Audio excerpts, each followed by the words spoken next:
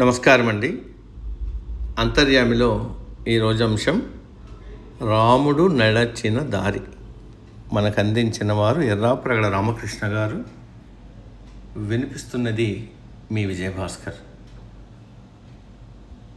చెప్పిన రాముడి గురించి ఎన్నిసార్లు చెబుతారన్న ప్రశ్న ఎదురైంది మురారి భట్టుకు. జగతినట్టి గుణోజ్వలుడైన నాయకుడు మరొకరు దొరికేంత వరకు అని బదులిచ్చాడు ఆయన. అది అసంభవమని తేలిపోయింది. రాముడికి సాటి మరొకరు లేరనే విషయాన్ని గడికట్టి మత్త వేదండమునెక్కి మరీ చాటింపు వేశాడు కంచర్ల గోపన్న.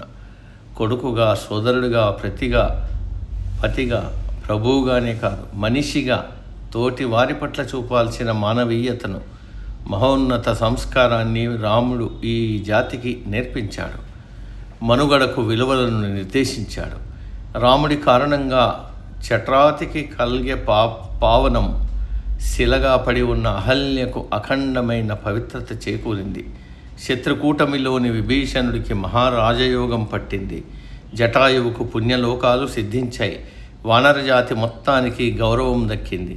తన కారణంగా 10 మందికి మేలు జరగడం కన్నా మనిషి జన్మకు ధన్యత మరొకటి ఉండదు.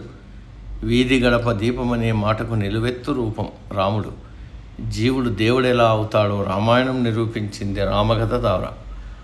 ప్రశంసించేవారికి, ప్రశ్నించేవారికి సైతం ప్రాచుర్యాన్ని ప్రసాదించిన వాల్మీకి రచన లోకానికి ఒక లోకోత్తర మర్యాద పురుషోత్తముని పరిచయం చేసింది. ఎవని తలంపు కష్టకాలాల్లోనూ సుఖంగా తోస్తుందో అతడే మనకు నిజమైన స్నేహితుడు అన్నాడు భర్తృహరి. రాముడు సరిగ్గా లాంటి స్నేహితుడు. అందుకే మన ఇంట్లో మనిషి అయిపోయాడు. పానుగంటి మాటల్లో చెప్పాలంటే వీధి పురాణంబు వేదికపై నీవు, యక్షగానపు చిందులందు నీవు, దృశ్య ప్రబంధాల తెరల సందుల నీవు, మృతివార్త శృతిబడ్డ మరల నీవే, అన్నింటా ఆయనే, అన్నింటికీ ఆయనే, ఆత్మసకుడన్న మాటకు అర్థమూ ఆయనే. చరిత్రలో నిలిచిపోయేవారెందరో ఉండవచ్చు, కానీ శీల సంపదతో, మానవత్వపు విలువలతో జాతి గుండెల్లో గుడి కట్టించుకున్న ఒకే ఒక్కడు రామభద్రుడు.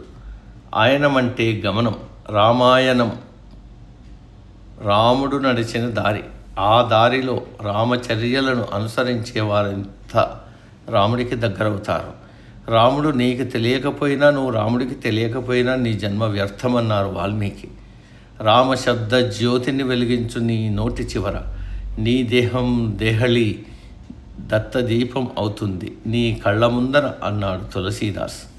సల్లలిత ప్రతాప గుణసాగరుడై విల్సిల్లిన రామ నరపాలకుని స్తుతి చేతును అంది మొల్లమాంబ. రాముడి స్వరాజ్యపాలన సురాజ్యపాలనకు ఉజ్వలమైన నమూనా. అందుకే పరిపాలన గురించి ప్రస్తావన, ఎన్ని కథలు, ఎలాంటి అమోఘ కృతులు, ఎంతటి మహత్తరమైన సారస్వతం. సృష్టిలోని సమస్త కళారూపాలను తన వైపు ఆకర్షించుకుని ఇందు గలడందు లేడన్నట్లుగా లోకంలో రాముడు త్రివిక్రముడైపోయాడు. ఆయన ప్రభావానికి అవధులు లేకుండా పోయాయి. ఆ విస్తృతిని గమనించి విస్తుపోయిన ఆరుద్రకు రామాయణ కవుల సంఖ్యను తేల్చడం కన్నా ఆకాశంలో నక్షత్రాలను లెక్కించడం తేలిక అనిపించింది. అలాంటి రాముడి పుట్టినరోజు, ఆయన సీతమ్మను చేపట్టిన రోజు కూడా ఈరోజే. సమాప్తం.